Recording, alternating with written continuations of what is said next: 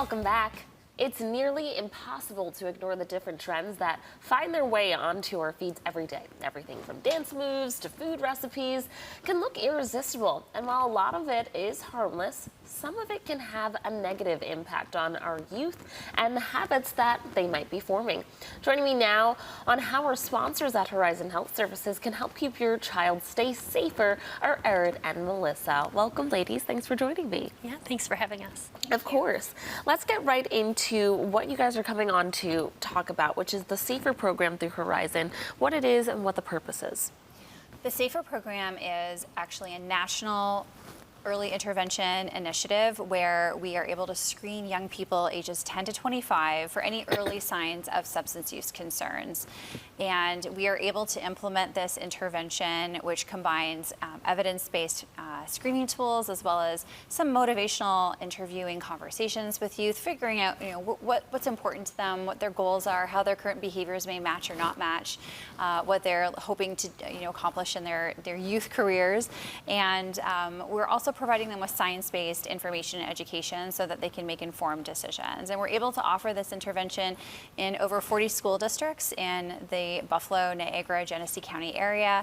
And anyone who doesn't have a school connected with us can obviously just refer to one of our clinics. Amazing. Let's talk more about what this early intervention program for the youth actually looks like and how it works. So the intervention itself involves either schools flagging a young person. Oftentimes students are being found with products at school, and a concern is raised either by the parent or by the school social worker, school staff member. They contact us directly and we're able to arrange that intervention.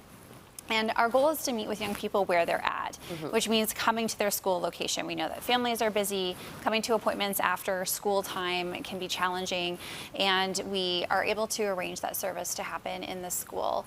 We have a great team of very skilled clinicians that are excellent at engaging youth, and they're able to provide this brief intervention. And oftentimes that's enough to help support a young person, give them some great information on how to make healthier choices that support their brain and their body and their academic careers, and kind of get them on the path that's going to help them be successful.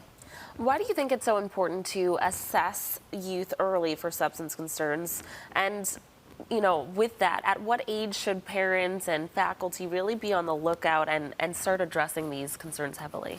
We want to be screening children early so that we are identifying things early on that might look like developing curiosity or a budding behavior, so we get to a child before they develop a problem. We want to be able to arm them with information and facts, like Erin said, so they can make very healthy decisions and good choices about what they're putting into their bodies.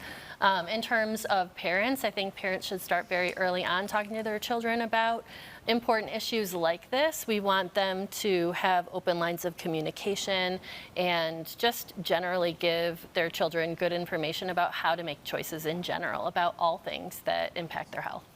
I remember being in elementary school in a health class and being taught all of the harms of cigarette smoking, and it really stuck with me throughout my life. So later when I got to high school and I saw kids smoking, I was like, what are you doing? Don't we know this is bad?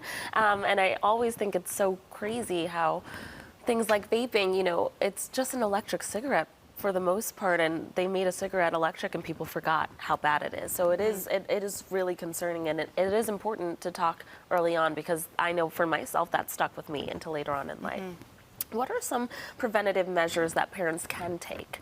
It's really about the parent-child relationship, establishing that early on and developing those open lines of communication, like I said earlier, so that their children feel comfortable coming to them when they're being exposed to things or have questions about things.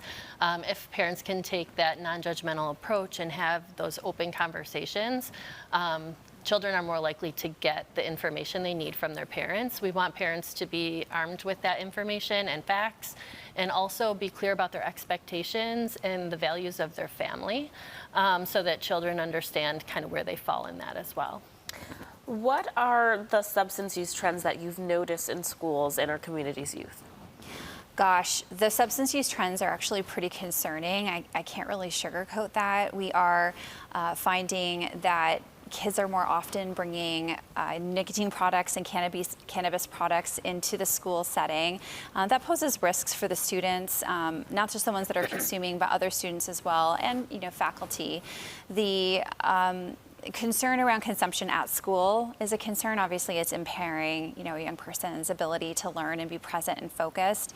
And, the consumption of cannabis products has really shifted to vaping, THC products, and use of edibles. Yeah. And this is a new trend, and most young people don't have a really great understanding of the complexity of cannabis and the impact on the developing brain. It's not intended for anyone under the age of 21, and it's really not recommended for anybody under the age of 25 whose brain is still developing.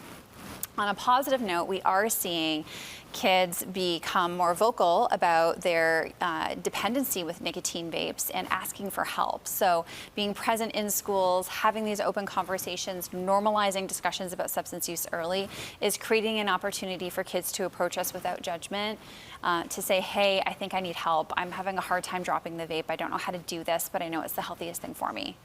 Great tips that you gave us, and you're also there creating the access to every student to be able to access that support and help. So thank you, ladies, so much for coming in and sharing more. Viewers, if you'd like to learn more about the S.A.F.E.R programs and all of the resources available through our sponsors at Horizon Health Services, just visit their website at horizonhealth.org. Thanks again for coming in, ladies. Thank you.